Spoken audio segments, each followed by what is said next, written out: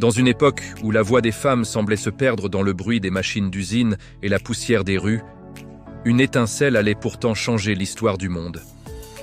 Au début du XXe siècle, dans les grandes villes des États-Unis et d'Europe, les mains abîmées, le regard fatigué, des milliers de femmes travaillaient dans les usines de textile, et pourtant leur salaire restait dérisoire. Mais un jour, quelque chose changea. Une femme se leva, puis une autre, puis des dizaines, puis des centaines. Elles descendirent dans les rues, le cœur battant, la peur au ventre, mais la dignité plus forte que tout.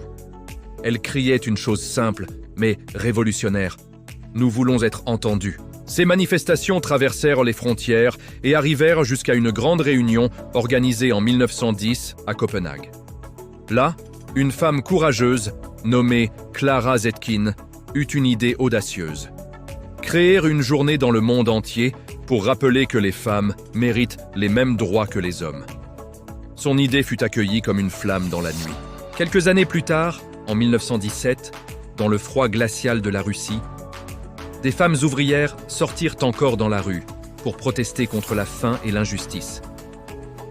Ce mouvement fut si puissant qu'il marqua l'histoire et contribua à fixer la date du 8 mars.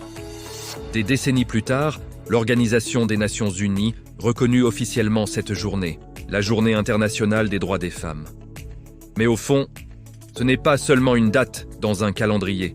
C'est le souvenir de toutes ces femmes anonymes qui ont osé se lever quand le monde leur demandait de se taire. Alors aujourd'hui, chaque 8 mars, on ne célèbre pas seulement les femmes. On célèbre leur courage, leur combat et leur voix qui continuent de résonner à travers les générations. Si cette histoire t'a touché, pense à t'abonner à la chaîne Magnifique Story, à aimer la vidéo et à la partager. Parce que certaines histoires méritent d'être racontées encore et encore.